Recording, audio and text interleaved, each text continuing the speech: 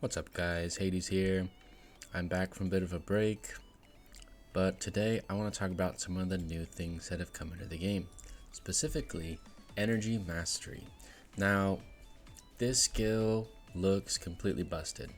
I'm going to break it down, I'm going to compare it to a bunch of things, and I'm even going to show you a replay what it is actually doing in reports. So let's break it down. First of all, after releasing an energy skill, I believe this to mean ultimate skill. It's not worded perfectly, but it should be ultimate skill, and I'll show you why later.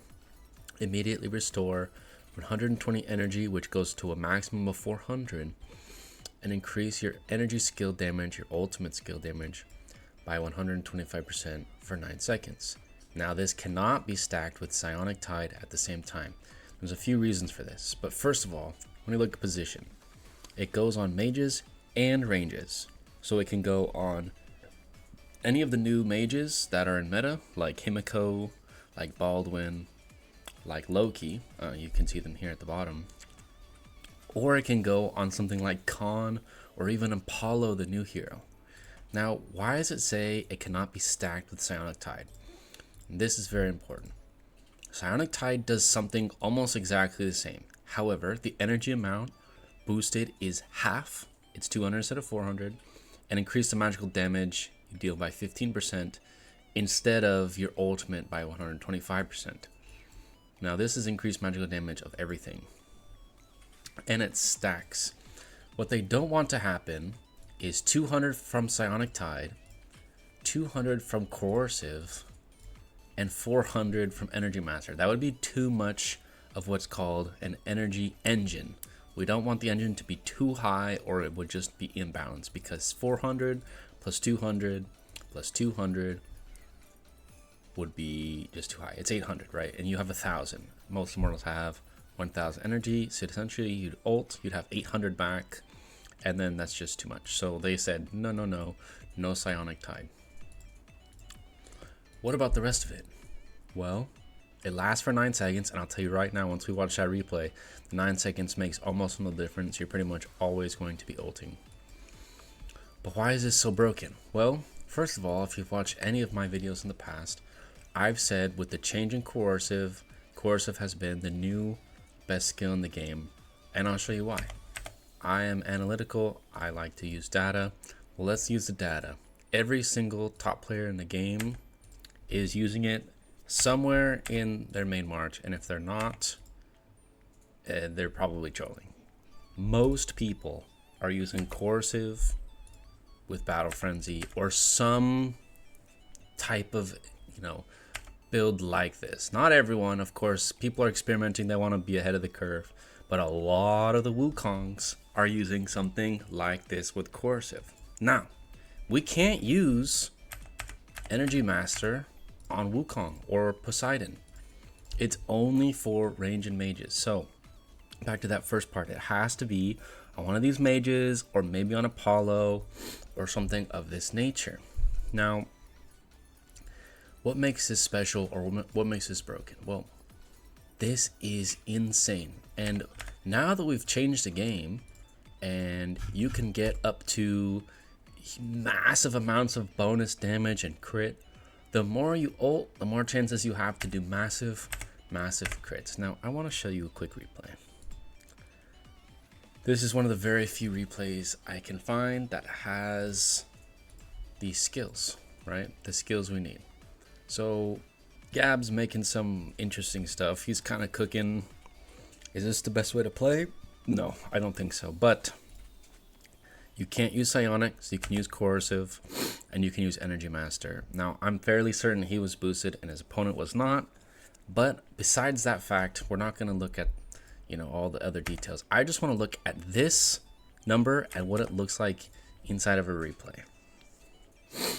Now, we're going to be staring at Baldwin's energy, okay? This is the only thing that matters, because this is what's going to kind of show us what's happening. So he's going to ult right after the dragon, and I'm going to pause it. Because how much he gets back after ulting is kind of nuts. Right there. Do you see that? He was back to here, and then he got a hit, and then he went up again. He's basically back to half, as he should be. 400 plus 200, 600. So I think this was the energy and then the coercive, and now he's just back. And then watch how fast he goes again. And now he's at max after ulting, but he basically cleaned the enemy team, and then he ults again, and he's back to half, and then he's about to go again. We'll watch it one more time. This is all based on your plus 30. You start off the game with like a couple hundred. You slowly get energy as you deal damage and as you take damage. Once you ult, boom, there it is. He ults, gets the HP back, and he's also, whenever he crits, he gets 100 back, right? So he's just a chain machine of ult.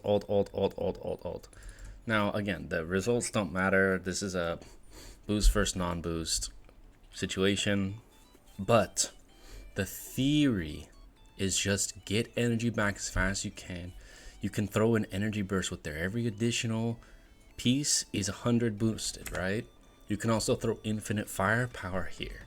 You can also put a lot of different mage skills here, like spell disintegrator, make their magic defense even lower because, you know, you increase the magic. Basically, this skill is going to allow a ton of new immortals to just rapid fire on you. Now, let's think about this in a different way. What if you have Khan, right? Well, what's Khan's weakness? Well, the wound is amazing and you last for 10 seconds, but there's a bunch of immortals that kind of just say no, right? Athena and Ninetales just kind of say no. Well, can they really deny all the wound if you're smacking them every 3 seconds, 4 seconds, 5 seconds, whatever it is? Things to think about, right? This could really swing the tide for a lot of heroes. Xiandiak got nerfed. Coercive only works on her once instead of up to 4 times. Well, why was she weak? Well, because she couldn't ult back. Well, then her ultimate gets another 125% boosted. That means all the little burst damage get boosted. Maybe Xiandiak comes back to meta, right? There's a lot of potential for this skill, and I don't think enough people are adapting to it because it's a meta shaker. What do I mean by that?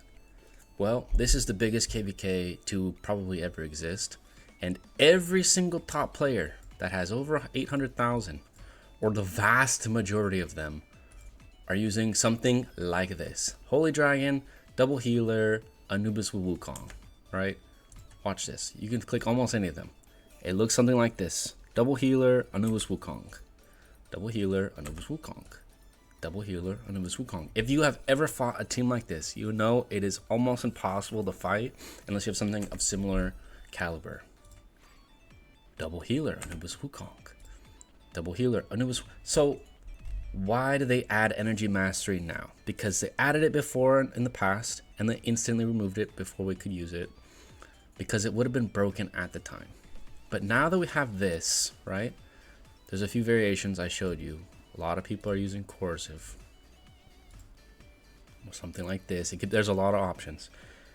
Now that we have this, well, they're like, let's make a backline super carry. So what do? They whip out probably the most broken hero we've ever seen, and then they give him a skill that makes him rapid fire, his 750% ultimate, which gets doubled. So things to think about if you're a big spender and you want to be at the top of the game. I'm telling you right now, this skill is absolutely going to be a must. It is going to change the game. It is going to break the game in many different ways, and I think it's going to be completely busted. But yeah, that's my analysis of this skill. If you guys like these kind of videos, let me know in the comments below, and I'll catch you in the next one.